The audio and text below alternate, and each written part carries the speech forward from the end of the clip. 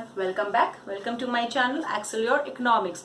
In today's video we are going to start with consumers equilibrium in two commodity case. Like I told you in my previous video that today we will do only the commodity case which are going for two goods, because consumer cannot be strict towards only one good. He needs change, and this change will create some other conditions, some other type of equilibrium. Accordingly we will go with this equilibrium setting of consumer. So before I start, those who are new on my channel, please do like and share, subscribe my channel as well, and also stay tuned with me on Unacademy, because I have now an Academy educator. So I am just going there, starting with all microeconomics session. These days it is running at sharp 3 p.m. You all can meet me 11th class. You all can meet me at this platform, where I am also discussing with concept which is followed by MCQs. So there I am just going with MCQs as well, so that one to one we can discuss with all the chapters. Means whatever content is running over there, it will be simultaneously followed by the MCQs of that particular topic. So here this is all about my Unacademy journey. You all can join me over there. And also for 12th class, I must suggest you should join there, because Indian economy is going there with me, and that is also followed by MCQs and the variety of questions. So here we'll start the today video, in which we are discussing of consumers equilibrium utility approach in case of two commodity. लिए भी हमारे पास कुछ important facts हैं, पहले हम वो discuss करेंगे. Assumption same ही रहते हैं जो फर्स्ट इक्विलिब्रियम केस में था, that was one commodity case. Everything will be same, but the only change now two commodity will be discussed here. So according to the two commodity case, the equilibrium determined by the law of equimarginal utility. Equimarginal utility means दो marginal utility के बीच का equilibrium. Are you getting this point?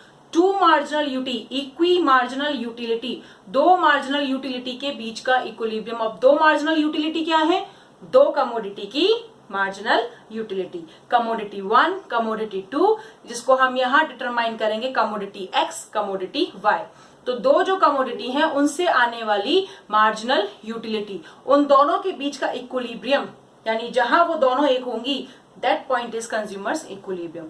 But again, here also the equilibrium set if consumer is satisfied with his given income expenditure.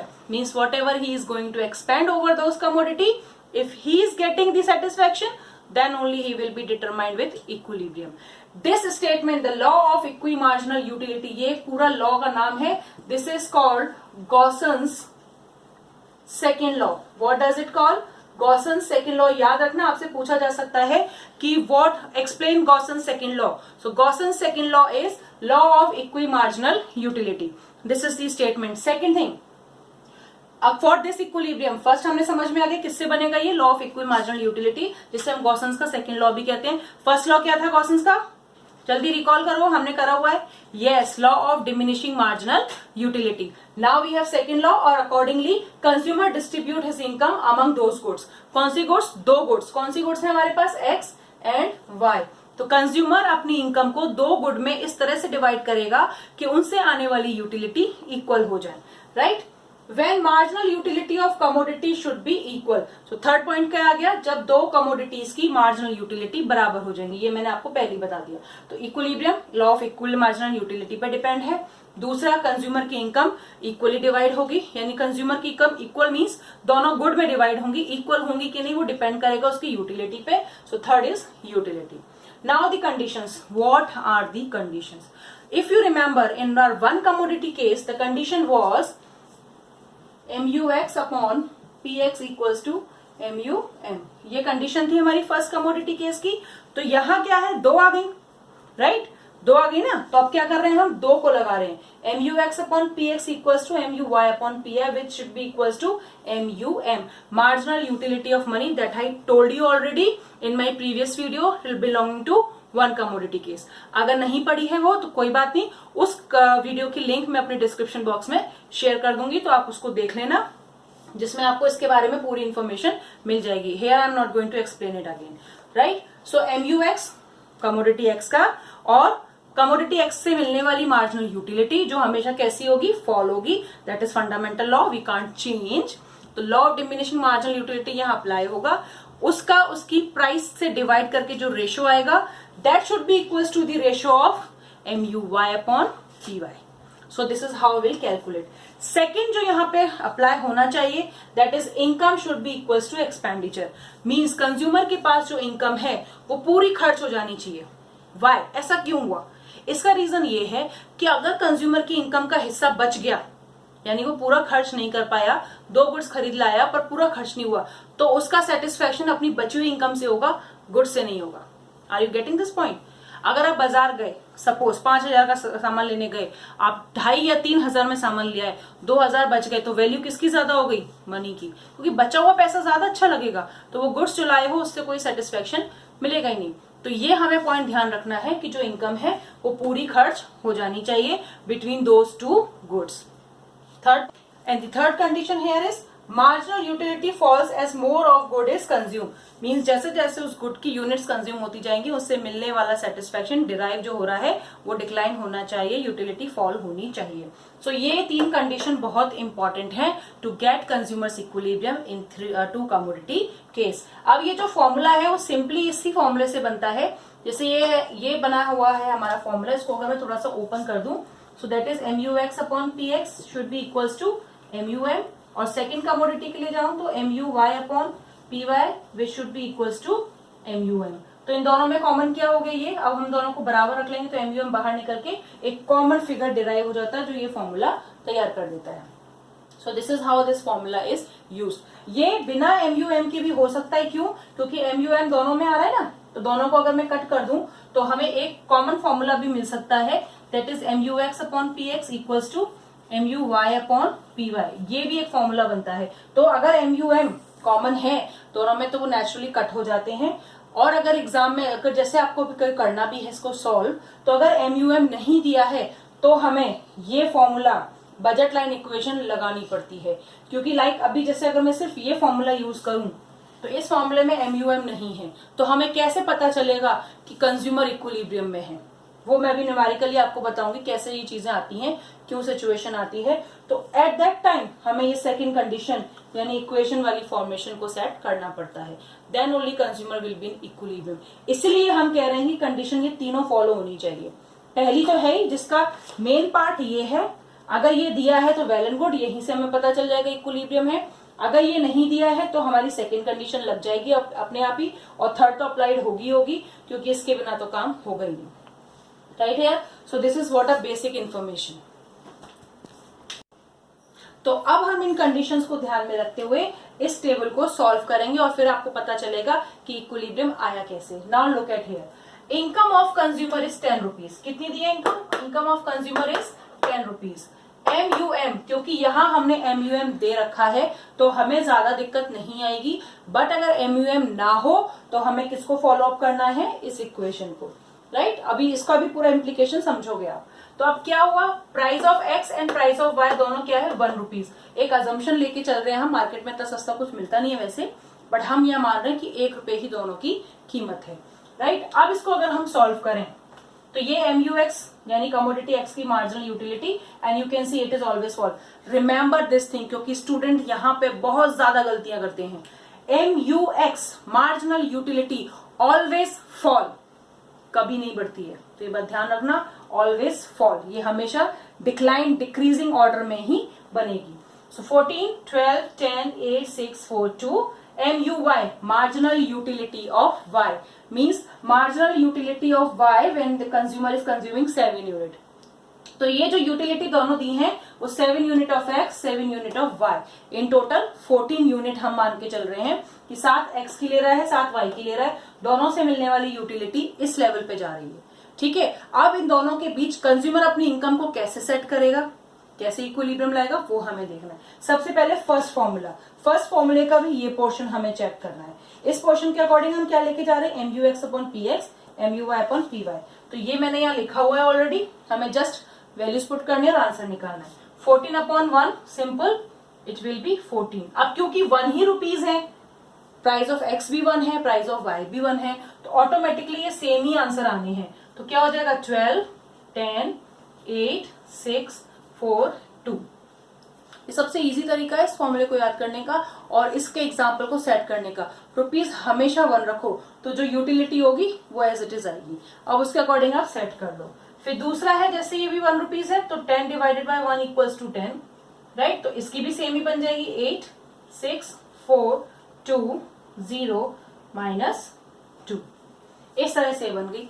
Are you getting this point? क्योंकि ₹1 थी दोनों की price of X price of Y दोनों 1 थी, इसलिए हमारे पास जो utility थी वही सेम रेशो में निकल के आई। किसका रेशो? MUX अपॉन PX का रेशो, MUY अपॉन PY का रेशो, दोनों सेम आया। अब जो हमारा MUM है वो हमने यहाँ दिया हुआ है, दैट इज 4। कितना है? 4। तो I am just writing 4 here for all, यानी अब मेरा 4 मैच होना चाहिए। अब आप देखो हर लेवल पे MUM सेम रख रहे हैं हम। अब 4 को अगर मैं मैच करने जाऊं तो एक तो इस पॉइंट पे थोड़ा सा कलर चेंज कर देते हैं तो क्लियर दिखाई दे। एक तो MUY अपॉन PY यहां पर दिख रहा है 4 और एक यहां दिख रहा है। अब आप कहोगे इक्विलिब्रियम कैसे हुआ? भाई इक्विलिब्रियम की बात ही यही है कि जहां पर हम हैं, इसका 4 यहां आया, इसका 4 यहां आया। अब इससे हमें पता करना है कि कंज्यूमर को कितनी यूनिट X की लेने से और कितनी यूनिट Y की लेने से इक्विलिब्रियम मिला। ये मेन पॉइंट है हमारा। Are you understanding this? Main point क्या है यहाँ पर कि कंज्यूमर को उसके पास 7 ऑप्शन थे। टोटल ऑप्शन कितने थे? 14। 7 X के थे और 7 Y के थे, बट 7 के साथ 14 तो वो नहीं लेगा ना। उनमें से वो सेट करेगा अपने कॉम्बिनेशन, अपने गुड्स का सेटिंग, जिससे उसकी इनकम पूरी खर्च हो और उसको सेटिस्फेक्शन पूरा मिले। तो ये जरूरी नहीं है कि वो दोनों गुड्स पे बराबर ही जाए, it may be according to consumer. तो अब कंज्यूमर ने यहाँ क्या डिसाइड किया, जो रेशो आ रहा है according to MUM, according to this formula, ये सेट हो रहा है जब कंज्यूमर 6 यूनिट ऑफ X की ले रहा है और जब कंज्यूमर 4 यूनिट ऑफ Y की ले रहा है। Are you understanding? 6 unit of X consume कर रहा है तब उसका MUX अपॉन PX 4 आया है। जब 4 यूनिट ऑफ Y कंज्यूम कर रहा है तब उसका MUY अपॉन PY 4 आया है, which is match to this level, MUM के बराबर हो गया। अब इसको मैं रख दूं यहाँ पर तो सिंपली कैसे निकल के आ रहा है ये 4 divided by 1 equals to 4, here it is divided by 1 which is equals to 4। तो in all short MUX upon PX MUY upon PY equals to MUM। अब हमारी सेकेंड कंडीशन यहाँ सेटिस्फाई करनी है। Are you getting this point? तो अब वो कैसे निकालें हम? अब देखो इसका मैं बहुत इंटरेस्टिंग तरीका बताती हूँ। अब हम चलते हैं कि सपोज हमारे पास MUM है ही नहीं, पहले MUM था तो हमें पता चल गया 4 पे आया है, समझ में आई बात। लेकिन अब सपोज MUM नहीं है और हमें पता करना है कि कंज्यूमर कैसे आएगा इक्विलिब्रियम में अगर MUM ना गिवन हो। समझ में आ रहा है? तो अब कैसे करें इसको? सिंपल सा तरीका। अब जो जो वैल्यूज कॉमन आई हैं, जैसे अब क्या आया 10 यहाँ कॉमन 10 यहाँ कॉमन, तो सबसे पहले हम इसको कैलकुलेट कर लेते हैं। अगर हम मानते हैं कि 10 इक्वल्स टू 10 पर कंज्यूमर का इक्विलिब्रियम है, तो क्या है ये पता करने के लिए हम सेकंड फॉर्मूले को यानी सेकंड कंडीशन को अप्लाई करेंगे। थर्ड तो हो ही रहा है दोनों केस में, तो कोई प्रॉब्लम ही नहीं है। सेकंड को अप्लाई करेंगे तो सेकंड के अकॉर्डिंग 10 लेने पर 3 यूनिट ऑफ X हो रही है और 10 इसकी लेने पर 1 यूनिट ऑफ Y हो रही है। इसको मैं रख दूं, प्राइस ऑफ X 1, कितनी यूनिट है X की?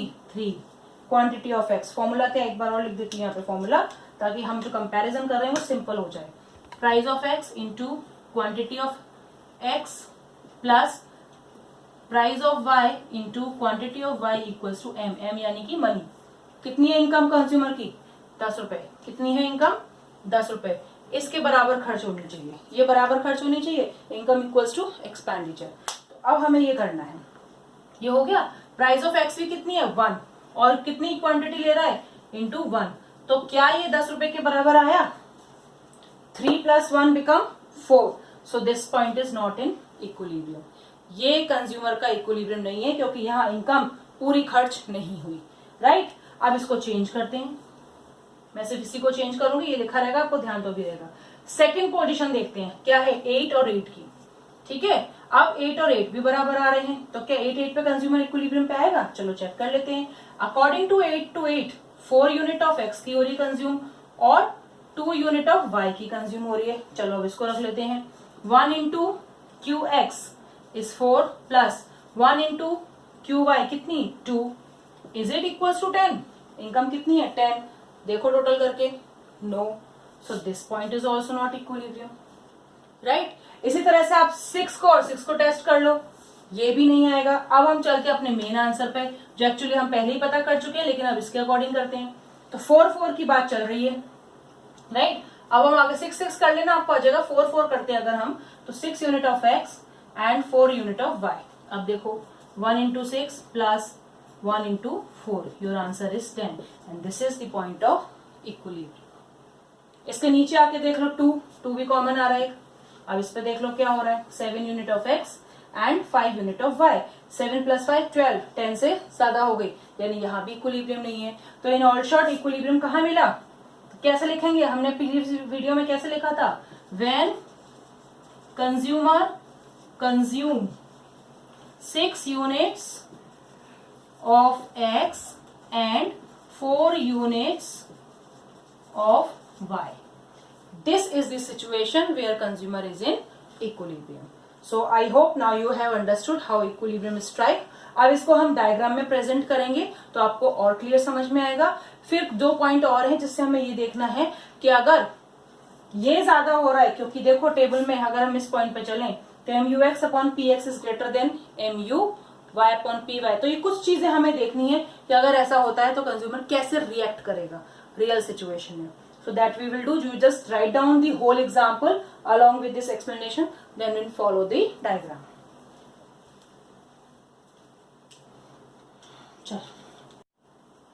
So now we will use the diagram to explain the same concept. क्या करना है हमें, सबसे पहले ये फैक्ट्स और फिगर लिख के रखने हैं। ये एक्सिस शो कर रहा है एक्स कमोडिटी को, और इसका मिरर में जो आ रहा है वो शो कर रहा है वाई कमोडिटी को। Are you understanding this point. ये स्केलिंग मैंने एक्स के लिए बनाई है, तो यहां से 0 to 10 जो गया है वो क्या किसके लिए गया है, एक्स के लिए, और यहां से 0 to 10 जो गया है वो गया है वाई के लिए। देखो ये मैंने बिल्कुल क्लियर लिख दिया है, पहले तो आपको ये समझ में आ गई बात। This is all what, units of commodity. अब आप पूछोगे कि अगर हम इसको डबल करते हैं तो 14 होनी चाहिए, बट यहाँ 10 क्यों लिखा। 10 इसलिए लिखा कि इक्विलिब्रियम में जब कंज्यूमर आया तो टोटल कितनी यूनिट कंज्यूम करी है उसने, 10। 6 एक्स की करी है और 4 वाई की करी है, तो इस तरह से टोटल कितनी यूनिट कंज्यूम करी, 10। तो हमें 10 ही लेना है। ऑलराइट, और स्केलिंग भी जो हम बना रहे हैं यहाँ पे, हमने बनाई MUX/PX की, यानी MUX/PX की, और यहाँ पे हम बना रहे हैं MUY/PY की। MUX/PX की वैल्यूज दिखा दी ये वाली, और यहाँ पे दिखा दी हमने MUY/PY की ये कॉमन वैल्यूज, क्योंकि स्केलिंग मिरर इमेज में हमेशा बराबर होनी चाहिए। टोटल यूनिट 10 कंज्यूम, इसलिए हमने कॉमन ले लिया 0 to 10 ऑफ एक्स और 0 to 10 ऑफ वाई। तो ये आ गया हमारे पास। अब हमें मैचिंग करना है, जब कंज्यूमर 1 यूनिट ऑफ एक्स ले रहा है तो कितनी है ratio, 14। So this is here. Next ratio हमारा 12 पे सेट हो रहा है, 2 गुड्स ये रहा। फिर हमारा जा रहा है 3 पर 10, फिर जा रहा है 4 पर 8। तो इस तरह से हम रेशो सेट करेंगे। 5 पर 6, ये आ गया 5 पर 6। फिर आ रहा है 6 पर 4, ये मिल गया 1 पॉइंट।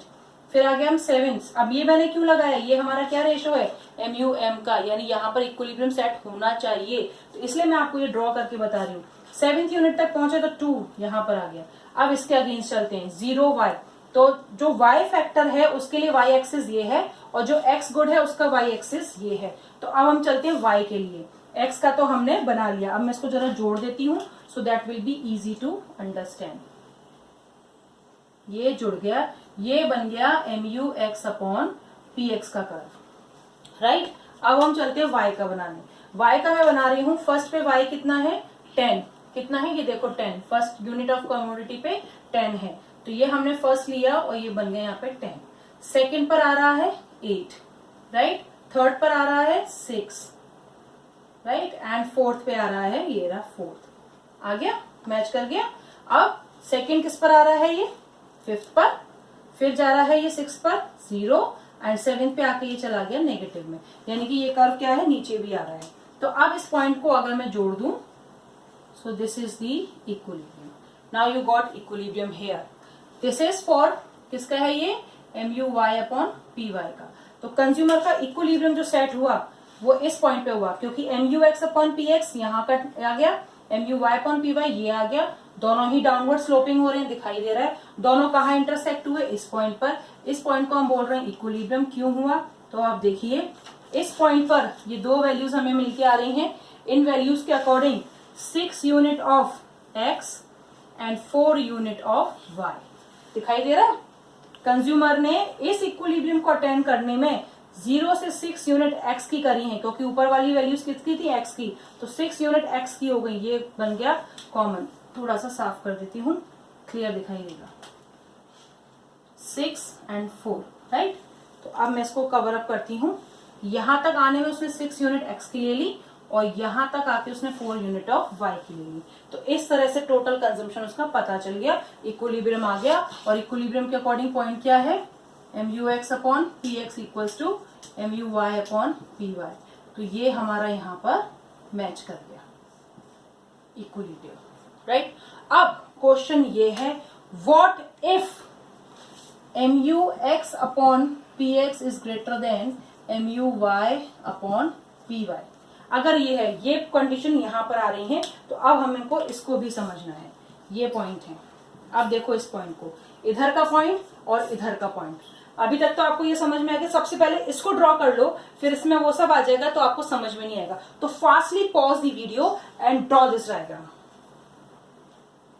तो अब हम पहले डिस्कस कर रहे हैं कि if MUX upon PX is greater than MUY upon PY। तो इस डायग्राम में ये सिचुएशन आई कहाँ, ये डायग्राम में यहाँ आ रही है सिचुएशन। अब आप देखो, इस डायग्राम के अकॉर्डिंग मैं चलूं तो ये जो पोर्शन है, इस पॉइंट को अगर मैं पैरामीटर में ले लूं तो मैं इसको लेती हूँ A, और इस पॉइंट को ले लूं तो मैं लेती हूँ B। ठीक है, इक्विलिब्रियम तो यहाँ है ही, उसकी हम बात ही नहीं कर रहे। अब हम चल रहे हैं A और B पर। तो अगर कंज्यूमर A पॉइंट पर है और वो 4 commodity of X and 6 commodity of Y ले रहा है, 4 commodity of X and 6 commodity of Y ले रहा है, तो इस केस में क्या हो रहा है, MUX क्या हो रहा है, MUX upon PX is greater than MUY upon PY. You can see the MUX curve is above than the MUY curve. MUY curve नीचे है और MUX curve ऊपर है. It shows that MUX upon PX is greater than, ऊपर है ना, greater than MUY upon PY. तो इस पॉइंट पे कंज्यूमर का रिएक्शन क्या होगा, क्या करेगा कंज्यूमर, आप ही बताइए क्या करेगा इस पॉइंट पे consumer. What he will do? A rational consumer start consuming more of X. क्यों X को ज्यादा कंज्यूम करेगा, क्योंकि अभी उसके पास स्कोप है X को ज्यादा कंज्यूम करने की, क्योंकि 6 ले रहा था वो उसकी। तो वो क्या करेगा कि Y का कंजम्पशन रिड्यूस कर देगा और X का कंजम्पशन बढ़ा देगा। So in this situation consumer consume more of X। क्या कर रहा है कंज्यूमर, X को ज्यादा कंज्यूम करेगा। Bye consuming more of X what will happen, जैसे ही आप किसी गुड को ज्यादा कंज्यूम करने लग जाओगे तो क्या होगा, क्या होता है, law of diminishing marginal utility. When you consume the same commodity again and again utility falls. तो अब यही होगा, देखो 4 पे था, 4 से 5 पे जाएगा यूटिलिटी फॉल्स, 6 पे जाएगा यूटिलिटी फॉल्स। तो अल्टीमेटली वो कहां पहुंच गया, इक्विलिब्रियम पे, जो उसको चाहिए। तो अब इसको हम लिखेंगे कैसे, मैं जो बोल रही हूं उसको आप नोट डाउन कर लेना। If MUX upon PX is greater than MUY upon PY, in this situation, a rational consumer will consume more of good X and less of good Y. In this process, his satisfaction derived from X will start declining. Marginal utility of X start declining. This process continue till he reaches to equilibrium. Right? ये आपको पूरा लिखना है। इसके opposite अब मैं B point की बात करूं, ये कौन से पॉइंट की बात हो रही थी, ए पॉइंट की। ए पॉइंट पे क्या हो रहा था ये। अब मैं बात करूं बी पॉइंट की, तो बी पॉइंट पे क्या हो रहा है कि MUY अपॉन PY ग्रेटर है MUX अपॉन PX से। यू कैन सी अब यहां पर इसका कर्व ऊपर है और इसका कर्व नीचे ही है, राइट। तो MUY upon PY is greater than MUX upon PX। तो अब क्या कर देंगे, जो यहां कर रहे थे उसका उल्टा कर देंगे। तो व्हाट यू विल डू, अब इस कंडीशन में क्योंकि क्या हो रहा है, कंज्यूमर 2 यूनिट तो एक्स वाई की ले रहा है और 8 यूनिट एक्स की ले रहा है, विच इज नॉट करेक्ट। तो इस पॉइंट पे इक्विलिब्रियम में आने के लिए कंज्यूमर क्या करेगा, what will a rational consumer do to get his equilibrium when he is having this ratio MUY upon PY greater than MUX upon PX, what will be the rational consumer reaction। तो इस point पे consumer start consuming more of Y। एक बात ध्यान रखना, जिसकी तरफ greater का साइन है उसी को ही ज्यादा कंज्यूम करेगा। ये फैक्ट दिमाग में स्टोर कर लो, जिसकी तरफ ग्रेटर का साइन है कंज्यूमर उसी को ज्यादा कंज्यूम करेगा, और जिसको ज्यादा कंज्यूम करेगा उसकी यूटिलिटी फॉल होगी, और फॉल होने से दूसरे की यूटिलिटी बढ़ जाएगी और फिर दोनों इक्वल हो जाएंगे।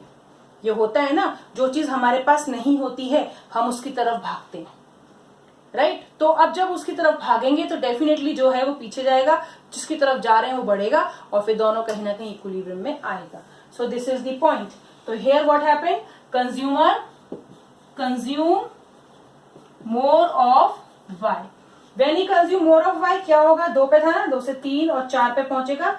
4 की यूनिट पहुंचते ही उसका MUX बढ़ा, MUY फॉल हुआ, और वो कहाँ आ गया, इक्विलिब्रियम पे। सो अब जो स्टेटमेंट बोल रही हूँ वो इसके लिए लिखना है, किस पे, बी पॉइंट के लिए। क्या कह रहा है B point, MUY upon PY greater than MUX upon PX। क्या लिखना है, in this situation consumer is having more satisfaction from Y compare to X।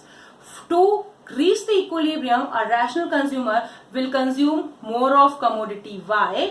This process will continue till he reaches to equilibrium.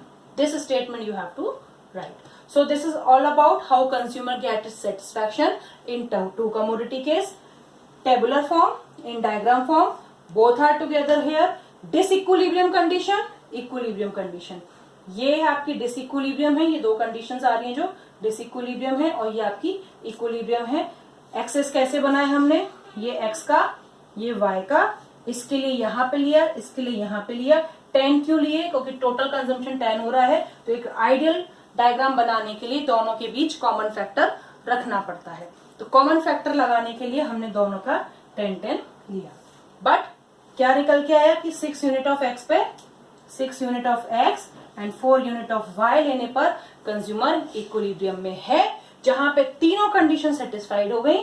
पहली तो यही वाली, second income equals to expenditure, third MU of both the commodity should fall. दोनों ही fall हो रही है, आप देखो ये भी फॉल हो रही है, ये भी फॉल हो रही है जब ये इक्विलिब्रियम में आ रहे हैं। ऐसे और ऐसे नहीं हो रही है, दोनों ऐसे आ रही हैं तब जाके इक्विलिब्रियम में है, तो दोनों फॉल हो रही हैं।